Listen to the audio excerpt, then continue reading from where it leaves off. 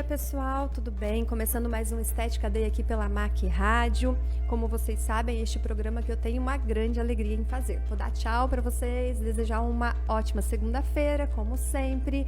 Uma semana muito feliz, muito abençoada, com muito trabalho, com muito foco e determinação. Gente, é assim que a gente consegue alcançar os nossos objetivos. Hoje eu tenho a grande alegria de receber no Estética Day uma pessoa que tem o dom de comunicar, né? Ele estudou muito para isso, inclusive, eu vou falar um pouquinho sobre ele, mas eu vou deixar ele se apresentar. É o Simon Hill, ele é filósofo, é a primeira vez que o Estética Day recebe um filósofo aqui no seu programa e nós vamos falar de um tema muito interessante. As questões ligadas ao bem-estar, as questões ligadas à beleza, as questões ligadas à autoestima. E aí, Simon, né? Vou te sugar em todas essas questões filosóficas, que eu gosto um pouquinho também, tá? E te agradecer de novo aí pela disponibilidade de estar presente aqui no Estética Day e falando sobre esses temas que são de interesse comum, tanto para homens quanto para mulheres. Sim, sim. Prazer para mim, Jussara, estar aqui com você, também Rodrigo, bom dia aos ouvintes e àqueles que nos acompanham também pela live, né, pelo Facebook. É um prazer para mim estar aqui com você. Sempre que a gente fala dessa questão da relação, né, filosofia e orientação, a gente se lembra que a filosofia, ela às vezes sai de cena, mas sempre que a gente precisa saber que rumo tomar na vida, a gente recorre a ela, né? Ela volta.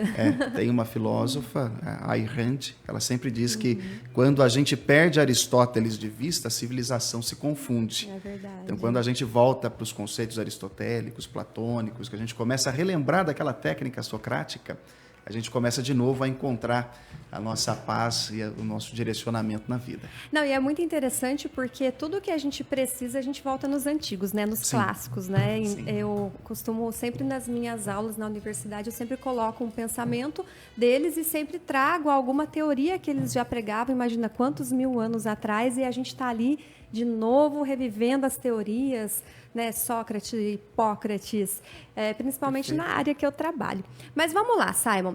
Para o pessoal, né, saber realmente quem é o meu convidado hoje aqui, super intelectual neste programa. Obrigado. Conta pra gente, então, qual é a sua formação, onde você fez, por que você se enveredou para o lado da filosofia, o que te fez buscar este caminho? Isso é um ponto muito interessante. A minha carreira profissional ela antecedeu a minha carreira educacional. Então, para a gente falar assim de como foi a minha formação, a gente volta lá na infância, né? Tudo começou com pai e mãe. Minha mãe me deu assim uma formação religiosa e teórica muito boa. Meu pai já me introduziu na vida prática muito cedo. Eu comecei a trabalhar aos 9 anos de idade. Meu pai ele era um pintor de letreiros, né? Esse ano que passou, ele completou 51 anos de trabalho nessa profissão. Olha que legal. Aqui em Poços? Aqui em Poços. Como que ele chama? José Maria do Nascimento. Olha só. Eu sou herdeiro dessa tradição aí. Que legal. A família toda praticamente no ramo da comunicação visual. Sim, aí. Aí quando eu fui chegando ali aos 13 anos, eu já tinha aprendido os princípios da profissão do meu pai. Então, assim, a minha carreira como profissional da comunicação data, né, de 96, né? E aí, de lá para cá, eu vim construindo essa formação mais prática que teórica. Aí, por volta dos 27 anos, eu falei, eu acho que eu vou fazer uma faculdade. Aí, comecei a fazer administração na PUC Minas, não gostei do curso, migrei para psicologia. E aí, na época, o meu negócio também já estava em ascensão. Eu acabei trancando o curso de psicologia na PUC e fui, né, como credenciado do Sebrae Minas, fazer palestras pelo Estado. Que legal. E encerrei essa trajetória de palestrante do Sebrae Minas, e aí, sediado novamente em Poços de Caldas, fui fazer o curso de filosofia, concluí essa graduação, e aí me especializei na comunicação interpessoal. Lembrando, Jussara, que a comunicação interpessoal é aquela que acontece no contexto da interação face a face. Né? Então, toda conversa com uma ou mais pessoas é um cenário de comunicação interpessoal, né? Muito bem, Simon. E aí me fala uma coisa. Você, então, é muito legal quando a gente percebe, né, que a nossa carreira ela tem muita ligação com aquilo que a gente vive na infância, né? Sim. Eu também tenho ali uma história, o pessoal que acompanha a minha vida já sabe como que eu cheguei até a área da estética hoje. Mas me fala uma coisa. Dentro desta comunicação interpessoal, né? Hoje nós vivemos um mundo cada vez mais gritante pela aparência. As pessoas estão muito preocupadas com a sua aparência, com a sua autoestima, preocupadas em sempre impressionar o próximo, né? Na sua visão de filósofo, como você avalia esse contexto? Você acha que é positivo ou você acha que ele já está demais negativo? Extremamente negativo. Né? O desejo de agradar, ele não pode ser o decisor das nossas ações. Ele não pode ser o norteador daquilo que a gente faz. Né? Nessa minha viagem pela psicologia, conheci talvez aí os pais fundadores do conceito no século XX, e a filosofia / psicologia que mais me interessou foi a de Alfred Adler. Adler é o criador da psicologia individual. Olha só. Muitas pessoas acham que Adler ele era um discípulo de Freud. É o contrário. Adler ele está em pé de igualdade com Freud e Jung. É que como ele foi um daqueles sujeitos que a história escondeu, a gente pensa que ele era apenas um aluno de Freud que se decidiu e resolveu seguir a própria vida. Não. Adler é um dos gigantes da psicologia. Então, quando a gente fala de Alfred Adler e remete à psicologia individual, a gente vê que um dos princípios, Jussara, é que os relacionamentos eles têm que ser horizontais. Um dos princípios da psicologia adleriana é este. O relacionamento tem que ser horizontal. Quando eu coloco os relacionamentos numa perspectiva vertical, eu já entro no relacionamento com o desejo de agradar o outro, porque eu o coloco numa posição superior à minha. Entendi.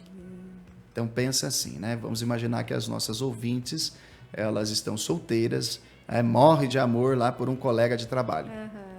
Se entrar nesse relacionamento projetando nele que ele é tudo para a vida dela, vai ficar infeliz. Vai, né?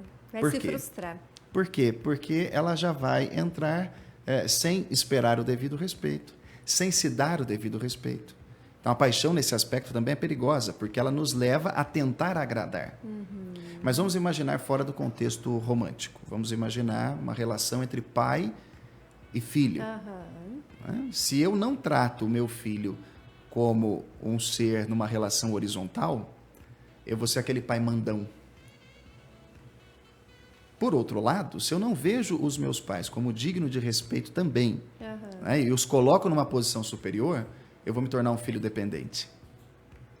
Então, hoje, quando a gente vê, por exemplo, pessoas que têm esse desejo, né, de querer agradar, de querer aparecer, de estar em evidência o tempo todo, o que a gente percebe? Um desejo exagerado da aprovação dos outros. E Adler já nos disse que isso é doentio. Então, a gente tem que começar a entrar nos relacionamentos vendo-os numa perspectiva horizontal. Sim, mas me fala uma coisa, dentro desta teoria, então, se a gente trouxer tudo isso para o lado da estética, né, da questão da aparência, como que você vai avaliar essa questão, então, por exemplo, a mídia hoje, ela está a todo momento bombardeando tanto homens quanto mulheres de que a aparência hoje, ela é uma questão de identidade, né? Só que claro que a gente não vai entrar no conceito de identidade, porque hoje a gente sabe que as pessoas têm múltiplas identidades. Mas dentro dessa questão midiática, então, onde todo mundo quer agradar o outro pela aparência. Aí você disse que isso está muito negativo, que já está uma questão muito doentia.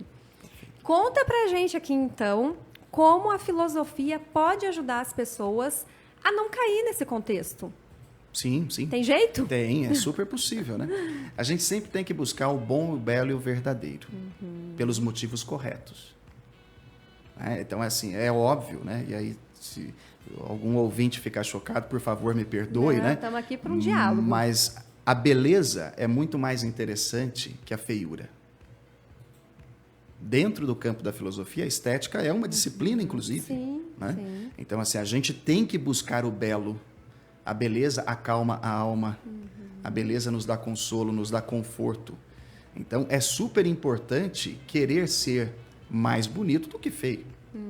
Então, quando o indivíduo entra, né, com essa proposta de trazer a beleza para a sua vida, ele só tem a ganhar. Não existe mérito nenhum na feiura. Pelo contrário. Né? Então, quando o indivíduo começa a cuidar da saúde, Quando o indivíduo começa, de fato, a ter uma alimentação mais equilibrada, a prática de exercícios físicos, a cuidar da estética, a vestir uma roupa no tamanho do seu corpo, com as cores adequadas, harmonização, tudo isso vai causar no outro um sentimento de bem-estar. Por que é mais agradável, Jussara, estar, por exemplo, na presença de um homem forte do que na presença de um homem fraco? Por quê? Por quê? Por que é mais gostoso estar na presença de uma mulher bonita do que de uma mulher mal cuidada? São questões que, ao longo do tempo, a filosofia da estética fez questão de trazer à tona para a gente. Por quê? Porque a beleza, ela atrai. O que, é claro, os filósofos também fizeram bem, foi dizer assim, olha, cuide sim da beleza do corpo, mas não se esqueça da beleza da alma. Sim. Então, você também precisa cuidar dos aspectos interiores, porque aí sim a gente vai ter um equilíbrio na qualidade de vida, né? Mas nunca olhando para o outro, sempre olhando para aquilo que lhe faz se sentir de fato bem. Sim. Simon, as pessoas precisam começar a ler um pouquinho mais também, né? Sem dúvida, né? Eu tenho um livro que eu publiquei em 2015 chamado Habilidade com as Pessoas. Olha que legal. Neste livro... Vou marcar o nome dele aqui. Habilidade com as Pessoas. Neste livro, Jussara, o que eu fiz? Eu expliquei como a habilidade de comunicação levada, né, em termos ótimos, pode fazer com que a pessoa tenha mais qualidade de vida. Olha só. Com que ela consiga, de fato, usufruir o melhor das relações humanas. Porque o que é ter habilidade com as pessoas? É o exercício do respeito mútuo nas relações interpessoais através da comunicação. Então, eu não vou ser um peso para a Jussara e nem permitir que ela pese sobre mim. Isso é ter habilidade com as pessoas. Então, muitas vezes a pessoa ela começa a se sentir mal, né? Vai ter aquela sensação de mal-estar constante dentro de um ambiente, por exemplo, e ela não sabe que o que está faltando para ela é assertividade. Então, o problema vai ser sempre com a pessoa e não com o colega ao lado, vamos supor. Você está falando, eu estou tentando imaginar nas situações em que eu vivencio. Sim, tá? sim. Vamos trazer aqui, vamos supor, os centros de estética hoje, né? São centros que têm uma equipe multidisciplinar, né? Existe muita competição dentro de centros de estética, né? Tá todo mundo ali disputando o seu cliente, a clientela, até porque eu acho que isso é um erro hoje, eu acho que não deveria ser assim, mas aí eu acho que vem muito uma questão também do que você disse, aquilo que você traz de dentro de você para passar para o próximo, né? Perfeito. Mas vamos lá. A gente tem, então, essas clínicas grandes, com uma equipe multidisciplinar, e, de repente, você percebe, então, um peso no ambiente. Do outro sobre você. Isso, né? Aí o problema está, por exemplo, em você que não consegue ser tão assertivo com as questões, mais ou menos assim, não entendi muito bem. Vou explicar. Explica aí pra gente. O problema pode vir do outro, mas a solução está sempre em você. Olha que legal. Então, a gente não tem como, e nem é nossa proposta, né? Ficar tentando modificar o outro. Sim. Mas eu também defendo a tese, inclusive no livro Habilidade com as Pessoas, que quando você se posiciona, você reposiciona os demais. Então, por exemplo, né? Vou pegar um exemplo externo que vai tornar mais clara a questão. Você, por exemplo, tem um programa na rádio que fala de saúde, estética e bem-estar. Isso. Ao assumir essa posição, Jussara, você reposicionou os demais. Sim. Quem quiser fazer isso agora vai vir em segundo lugar. E você já ocupou o seu lugar na mente dos seus consumidores, por assim dizer, né? Da mesma forma, se você ocupa o seu lugar no ambiente interpessoal que você está, ninguém vai vir ocupar esse lugar mais. Dica interessante, hein, pessoal? Então, quando eu digo, por exemplo, assertividade, né, que eu mencionei a questão da assertividade. A assertividade é a habilidade de você ser firme sem ferir a dignidade do outro. Então, é ela que vai te ajudar a estabelecer esse limite. Falar, olha, pare por aí. Porque daqui para cá, né, a gente tem que respeitar essa dignidade mútua dentro das relações. Muito bem, Simon. Estou adorando as questões filosóficas aqui para o Estética Day, né, Rodrigo? Tá gostando também? Dá bom dia aqui pro Rodrigo Albert, né? Fala aí bom dia pro pessoal. Ô, gente, vamos lá. Ô Simon, me fala uma coisa. Claro. Dentro dessas questões filosóficas que envolvem, então, a construção do belo, ainda sobre a construção do belo, a gente sabe, sim, você disse, a beleza atrai, a beleza instiga, né? A beleza te faz sentir bem. Mas existe uma frase que diz que há beleza na feiura, né? Como você avalia, então, esta frase? A beleza na feiura está no potencial da feiura de ficar bela. Entendeu o ponto? Então, vamos imaginar, por exemplo, que a pessoa se sente feia. Então, vamos partir desse princípio. Sim. Ela tem esse sentimento por quê? Em comparação com os outros? Então está errado. Agora, se ela sente que ela pode ser melhor, já é um ato belo. Olha, eu tenho o sentimento de que eu posso sim atingir o sucesso na estética, por assim dizer, né? Então eu vou levar o meu potencial aos limites últimos que eu conseguir. Por quê? Porque eu quero me sentir bem. Eu acredito que eu posso sim atingir esse patamar de beleza na minha vida, independente da opinião dos outros. Já é um ato belo. Então, neste sentido, há beleza na feiura, sim. Mas no potencial da feiura de se tornar bela. Eu acho que esse é o ponto. Olha, pessoal, não saiam daí. Nós vamos para um breve comercial e depois nós vamos continuar com esse papo super intelectual aqui no Estética Day com o Simon Hill. E já eu vou falar um pouquinho sobre os padrões de beleza estabelecidos nessa sociedade em que a gente vive e como as mulheres têm ficado paranoicas com esta questão. Já, hein? Fiquem aí.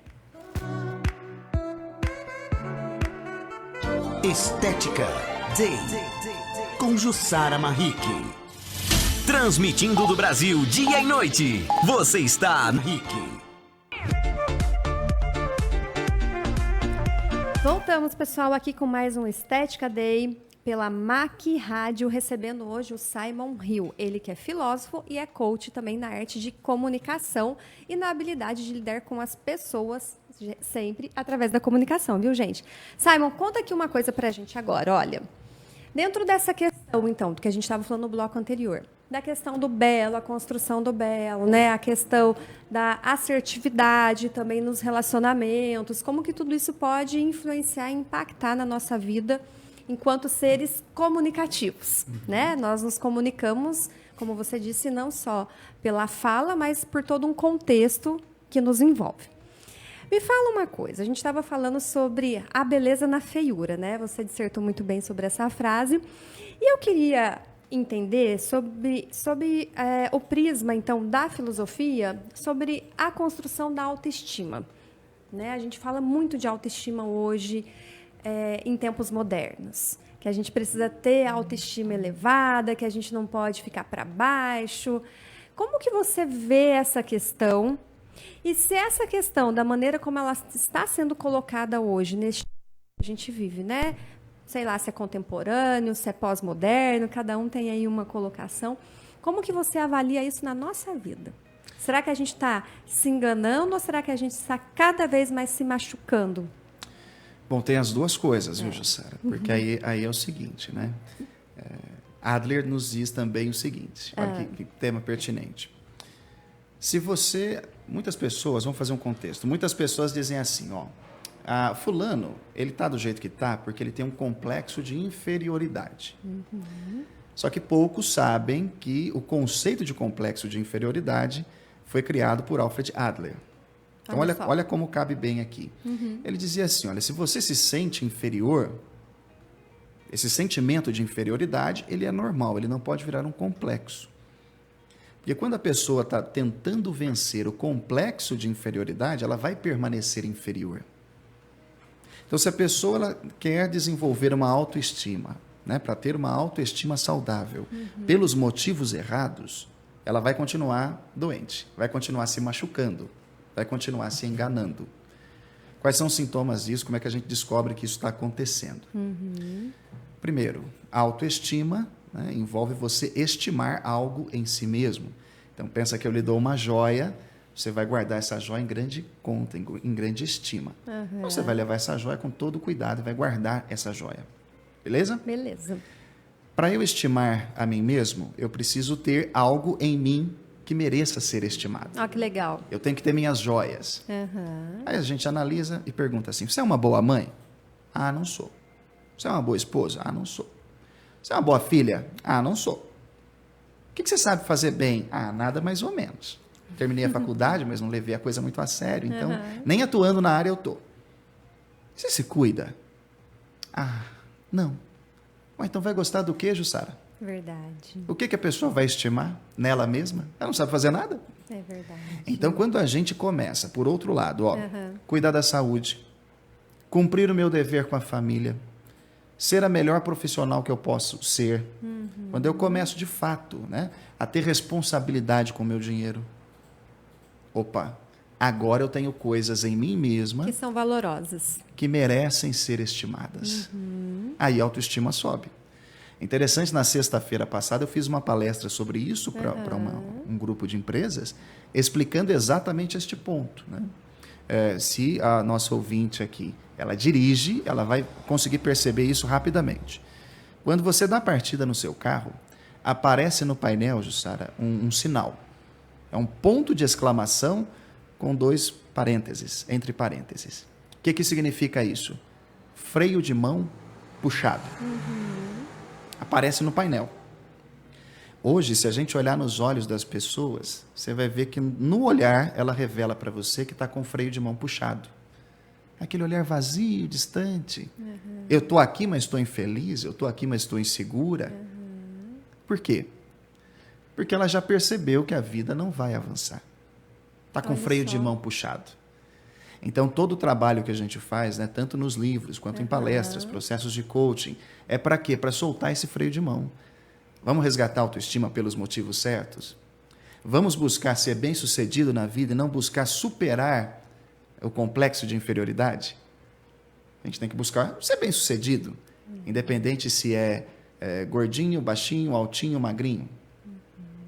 Então você pode... perdão, pode continuar. Não, eu ia só fazer uma colocação. É interessante isso que você está falando, né, sobre a questão do olhar, porque a gente sabe, né, os olhos são o espelho da nossa alma, né? Exatamente. Então eu trabalho muito com aromaterapia e a gente consegue também fazer uma análise das pessoas pelo olhar, pelo né? olhar. Na questão de olhar, pelo olhar a gente consegue perceber tudo. E você ia falar agora dessa questão da superioridade, o que eu acho muito interessante. É porque nos bastidores você tinha falado uma frase que eu gostei demais. Cuidar da autoestima não é querer ser superior ao próximo. Exatamente, exatamente. Isso eu achei muito interessante. Todo aquele que busca vencer o complexo de inferioridade, todo aquele que quer ser superior, ele ainda é refém do complexo de inferioridade. Olha só. Então eu tenho que melhorar a minha autoestima, não para sobrepor alguém. Né? Lembra do que falamos no começo da nossa entrevista, né? Os relacionamentos são horizontais. Quando eu quero ser superior, eu estou me projetando numa relação vertical. Isso é muito frustrante. É a filosofia aqui ensinando as coisas pra gente, né? Olha só. Ah, tem gente mandando mensagem aqui. Por favor. Tá. É o Rodrigo, ó. Tá falando aí, Rodrigo. O Deni, tá falando que conhece a sua mão, ó. Você colocou a mão ali na câmera pra cumprimentar. Reconheceu pela mão, Rodrigo? Onde é que você estava com essa mão, Rodrigo? Rodrigo, agora você vai ter que explicar isso pra gente. Bom, a Ludmila tá assistindo. Um beijo, Lud. Olha só. Vamos lá, então. Simon, mais questões ainda, né? Manda que eu vou lá. aproveitar aqui de todo o seu conhecimento filosófico. Bom, você disse que você trabalha muito com empresas, né? O seu ramo de atuação é dentro do ambiente corporativo. Exato. Conta para mim como que você consegue, então, chegar no ambiente corporativo, que eu já passei por alguns ambientes corporativos, né? Tem desde aquele que é o mais familiar, aquele que é bem focado, né? Que eu falo que é o esquema da multinacional. E eu percebo que as pessoas cada vez mais estão doentes dentro dos ambientes corporativos, estão lá, mas querem ir embora. Como que você avalia isso? Qual que é o problema dentro das grandes empresas? Sim. As pessoas, elas desaprenderam a trabalhar sob pressão. Né? Se a gente voltar, por exemplo, na Idade Média, o medievo, o homem da Idade Média, ele não tinha essa pressão. Então, ele era um padeiro, em cima estava a casa dele, embaixo a padaria. Ele era um ferreiro, ele morava na casa do fundo, na frente ele tinha a serralheria dele, perdão. Como a gente agora trabalha num sistema que a gente tem que se deslocar, A gente precisa suportar a pressão. As pessoas hoje estão desaprendendo de suportar a pressão. Ainda dentro do contexto de autoestima, né, tem um psicólogo norte-americano, que é o Roy Baumeister. Ele fala que é mais importante ter autodisciplina do que autoestima. Porque a autodisciplina vai fazer com que você desenvolva coisas que vão fazer você se estimar. Então, a autoestima passa a ser um subproduto da disciplina. Acontece que hoje o líder não sabe cobrar o seu colaborador. Aí, na hora que ele vai falar, ele não tem assertividade, o colaborador não sabe resolver conflitos, ou às vezes o líder não tem poder de persuasão bem desenvolvido. O que ele faz?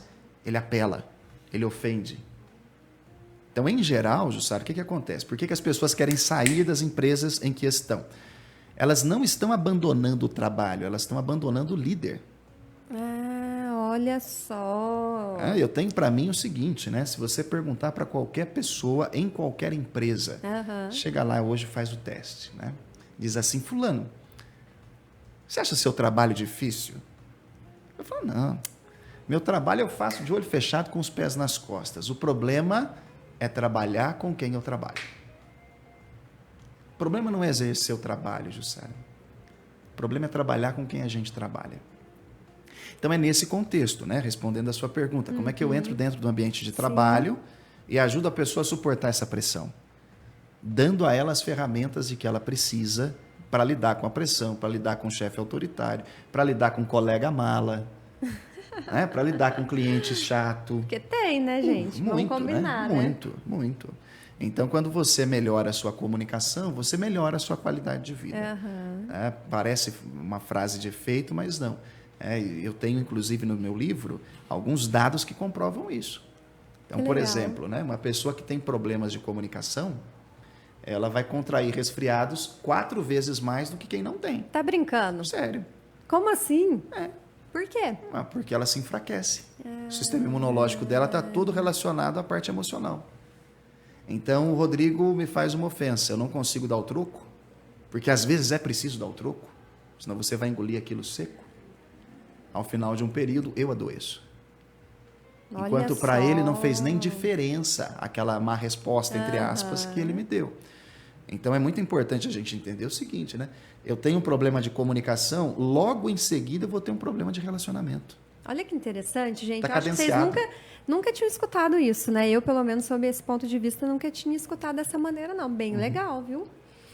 Olha, olha só, esse programa está indo muito rápido. Já foi embora o segundo bloco. Não está vendo nem passar, que delícia, coisa boa. Já foi embora o segundo bloco. Gente, fiquem aí, nós vamos para um breve comercial e já nós voltamos com mais questões filosóficas com o Simon Hill aqui no Estética Day pela MAC Rádio.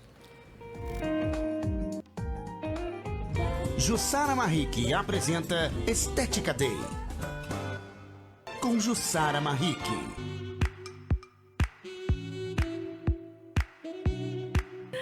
Gente, voltamos aqui com Estética Day, este programa que eu adoro fazer, afinal de contas, quando a gente fala de autoestima, de bem-estar, a gente fala de ser de bem com a vida. Opa! Não é isso aí, Simon? Exatamente, né? Acho que faz parte da maturidade, né? Ser de bem com a vida também.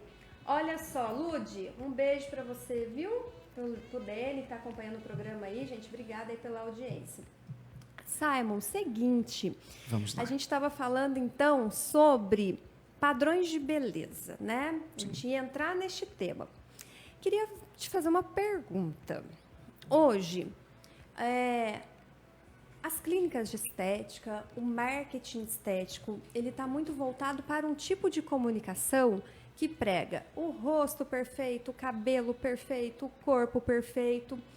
Eu, particularmente, vejo isso como uma doença do século na área da estética.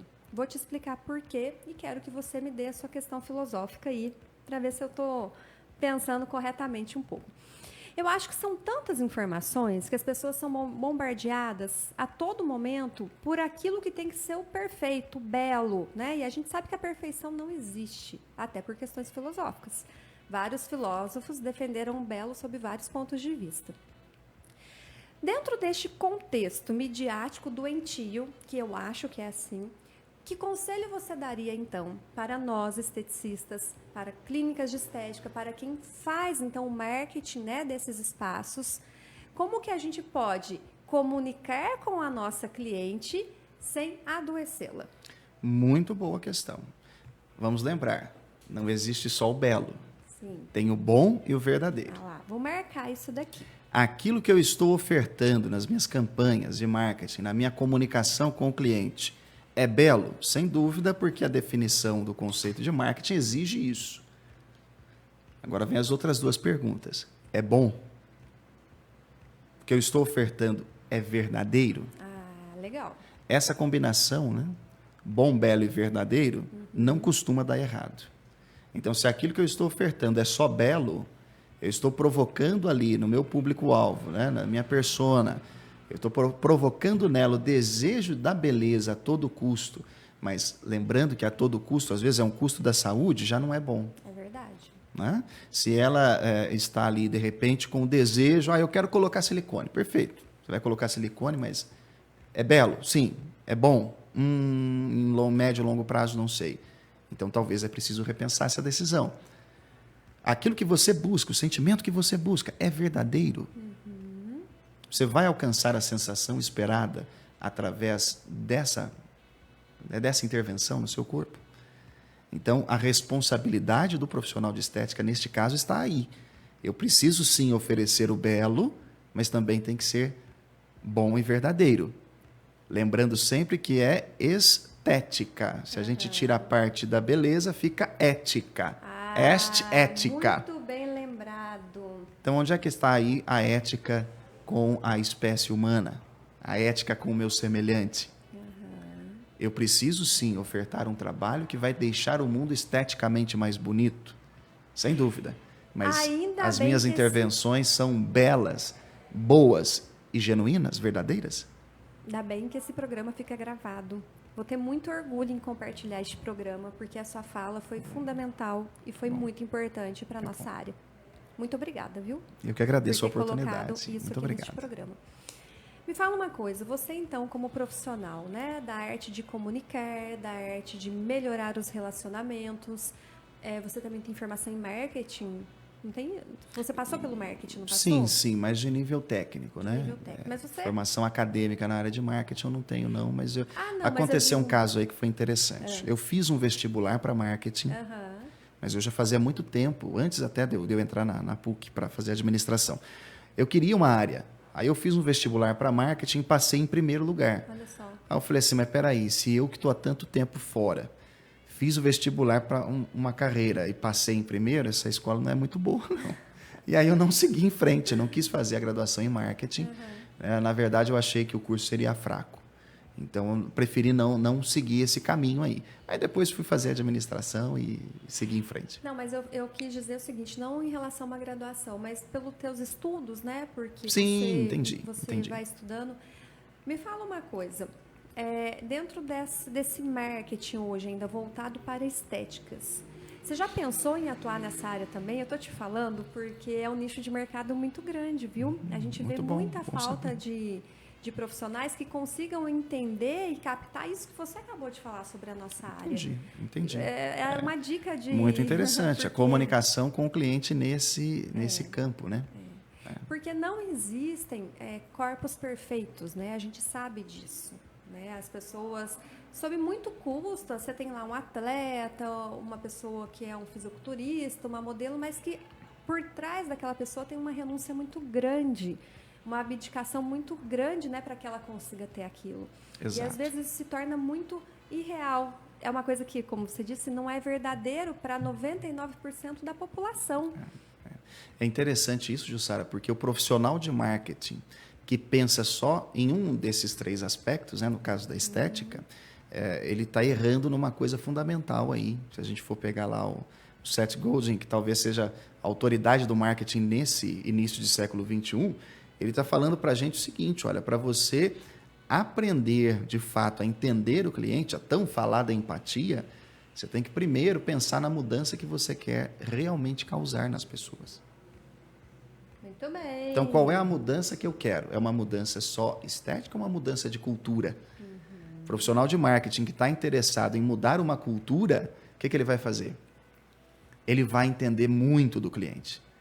Ele vai entender de fato qual é a necessidade daquele público, né? Como o próprio Seth gosta de chamar, daquela tribo.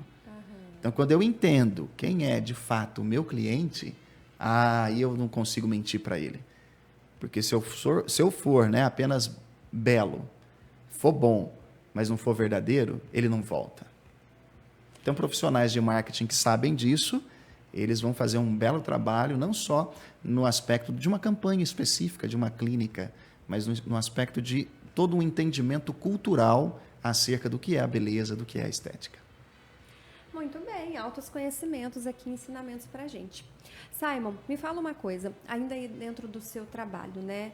Como que funciona, então, especificamente o trabalho de um coaching? Como que começa esse trabalho? Como que você aborda o cliente que te procura? Como que é construído esse relacionamento? Sim. Bom, das duas formas. Em geral, o cliente ele sente essa necessidade de avançar, né? Eu gosto muito de dizer que coaching não é usar ferramentas, não são testes de revista tititi.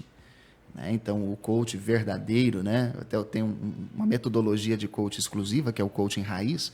O que a gente faz ali? A gente ajuda, de fato, o cliente a atingir um objetivo. Então, qualquer pessoa que já percebeu que está com a vida estagnada, que já não consegue ter clareza dos próximos passos, que está confusa mesmo, ou através daquilo que ela absorve na mídia, daquilo que ela lê, ela pode procurar um coach. Né? Aconteceu algo muito interessante, até que muito, né, me deixou contente.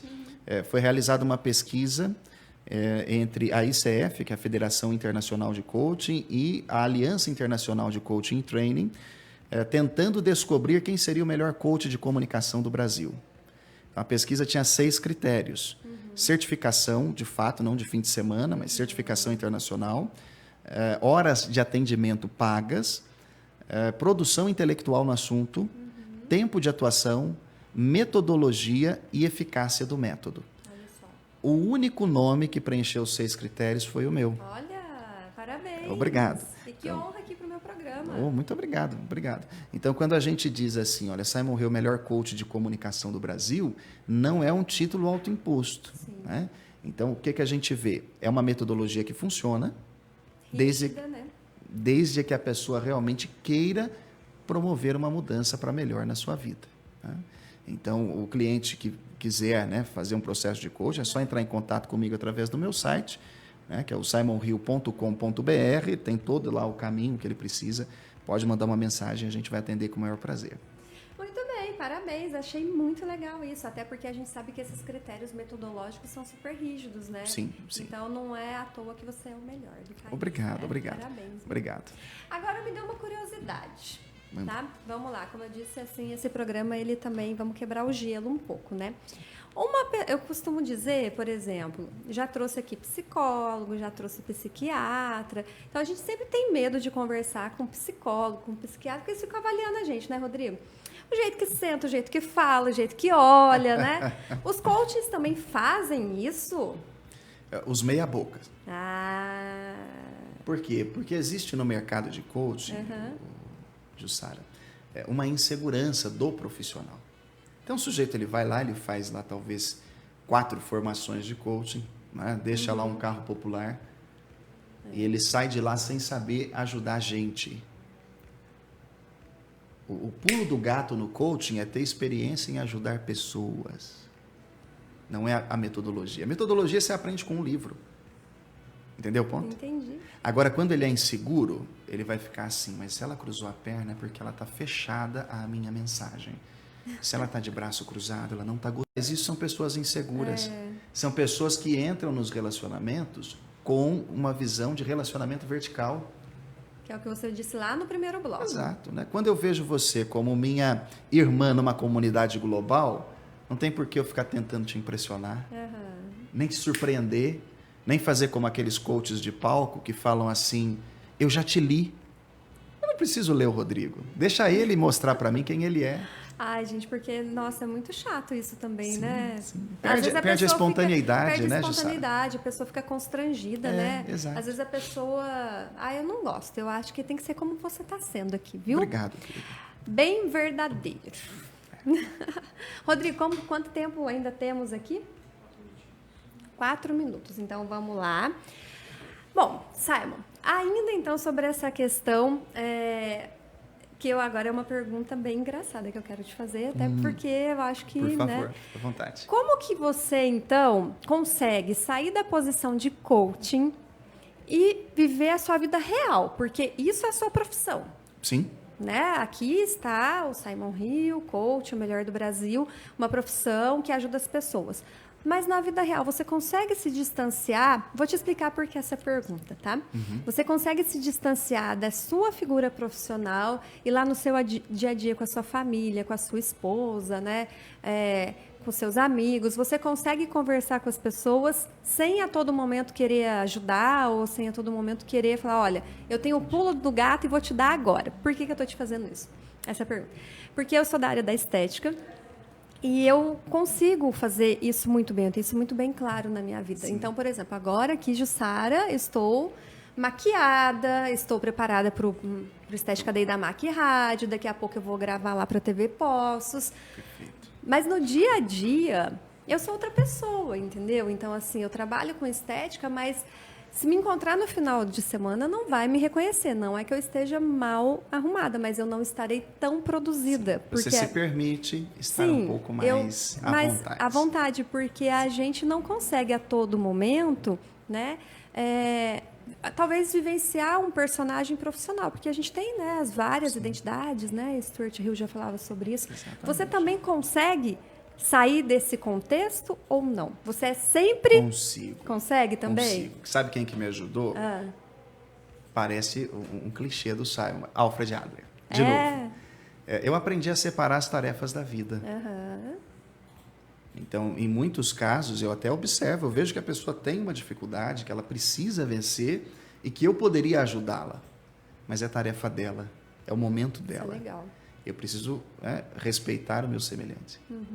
Então, este exercício de separar as tarefas da vida foi fundamental para que eu soubesse, né, a hora que eu tenho, de fato, que atuar como um consultor, como um coach, e a hora que eu posso, né, me permitir ser apenas amigo.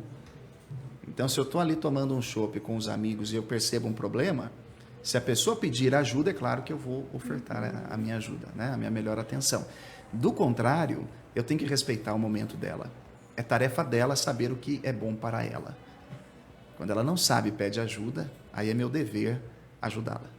É legal isso, porque às vezes eu encontro com algumas pessoas no final de semana e as pessoas já falam assim, ai, não olha pra mim, não olha pra mim que eu tô feia. Pensam que você tá avaliando, não passei hidratante no rosto. Ai, não pentei. Gente, a gente não faz isso, tá? Né? Então, eu não faço e você também não faz. Então, isso é muito bom pra gente. Como eu brinquei aqui, são os profissionais meia boca, os inseguros. Porque eles acreditam que apontando o defeito, eles vão conseguir clientes. Legal. Não precisa, a gente tem que ser o mais espontâneo, o mais natural possível, né? Muito bem. Simon, olha só, eu quero te falar 2 coisas. Ouvindo aqui a sua entrevista, eu não te conhecia pessoalmente, então quero te agradecer pela disponibilidade de ter vindo compartilhar comigo, com o pessoal que aqui acompanhou o programa, e que esse programa vai ficar gravado e muitas pessoas vão agora assistir também. Coisa boa. Essa sua verdade, tá? As palavras que você mais disse neste programa hoje foram respeito e verdade. Respeito, verdade, verdadeiro. Isso prova que você realmente é um profissional muito acima da média do que a gente vê por aí, né? Hoje se costuma dizer que todo mundo é coach, né? Todo mundo fala assim, né? Eu já vi o teu como é que é. Assim como a gente escuta, agora eu virei esteticista, né? Fiz um curso de final de semana e eu tenho um curso de 2 horas, eu já sou esteticista. Então, eu queria te dizer o seguinte, que o Estética Day hoje se sente muito honrado. Tá? O Rodrigo, ele sabe disso, ele tem visto a qualidade dos entrevistados que a gente traz aqui. E foi muito importante conversar com você, porque você falou demais a palavra respeito e verdade. E isso são palavras que devem estar em todas as profissões, né? Só que as pessoas se esquecem disso a todo momento. Né? Então, por isso eu acho que você realmente tem aí o seu título de melhor coach do país. Muito obrigado pela oportunidade de te conhecer. Tá? Agradecer a Ludmila, que indicou você. Muito obrigado, viu, Lud? Um abraço para você. Tá? E dizer que as portas estão sempre abertas do Estética Day. tanto daqui quanto da TV. E eu quero pedir para você agora deixar seus contatos, suas redes sociais, pode repetir o site. Tá joia, tá joia. Bom, muito obrigado pelo Imagina. convite, por ter me recebido aqui. Foi um prazer conhecer você. O Rodrigo eu já conhecia, né, Rodrigo? De outras participações aqui. Para mim também foi uma honra, tá? O site simonhill.com.br, SYMONHILL. No Instagram, @SimonHill. LinkedIn também, Simon Hill. No YouTube, Simon Hill Dicas de Comunicação. Ah, que legal. Tem canal também? Isso. E eu gostaria de terminar contando uma historinha bem breve. Opa, vamos Pode? lá. Claro. Pode. Diz que certa vez, numa noite fria, chegou um pombo, sentou no galho de uma árvore. Aí passou um pouquinho, sentou um gavião, também do lado deles na árvore, né, do pombo. Aí o gavião começou a conversar com o pombo, falando: noite fria, né, seu pombo? E ele sem meio, tá frio. Mas ele não queria papo com o gavião. Mas o gavião insistiu. Falei: mas tá estranho, né? Não era para estar frio nessa época do ano. Tentando puxar conversa. E o pombo nada. De repente, o gavião falou assim: sabe que um dia eu estava contando quantos flocos de neve caía num galho? Aí quando deu 3.690, o galho quebrou. E aí o pombo olhou para ele estranho e falou: mas que conversa, né? Nisso, Jussara, caiu um floco de neve no galho em que eles estavam. E o galho quebrou. O gavião já tinha experiência, bateu asa, voou rápido, né? E o pombo se assustou. Então, para nossa ouvinte, para nossa telespectadora ali pela live, será que essa nossa conversa, Jussara, de hoje, não foi um floco de neve que quebrou o galho da inércia cognitiva, que vai ajudar as pessoas a sair da zona de conforto e procurar, de fato, aquilo que é bom, belo e verdadeiro, aquilo que faz sentido para melhorar a nossa vida, os nossos relacionamentos? Eu espero que tenha sido. Para mim foi um prazer estar aqui com vocês. Muito obrigado. E até uma outra oportunidade da gente se encontrar. Com certeza foi. Eu vou finalizar o programa aqui e eu tenho certeza que para quem acompanhou, principalmente na área da estética, você deu dicas valiosíssimas, principalmente para nós que estamos a todo momento bombardeando a mulherada sobre a venda de tratamentos estéticos. Tá? Aí. Obrigada mesmo. Rodrigo, obrigada. Muito obrigada a todos que participaram aqui conosco. Uma ótima semana para vocês, que vocês sejam muito felizes e que quebrem, então, a inércia aí da vida de vocês. Gente, até segunda-feira que vem, nos vemos no próximo Estética Day aqui pela MAC Rádio, comigo, Jussara Marrique. Tchauzinho. Tchau. Você ouviu na MAC Rádio Estética Day com Jussara Marrique. E na próxima segunda, às 11 da manhã, ela espera por você. Jussara Marrique e a Estética Day.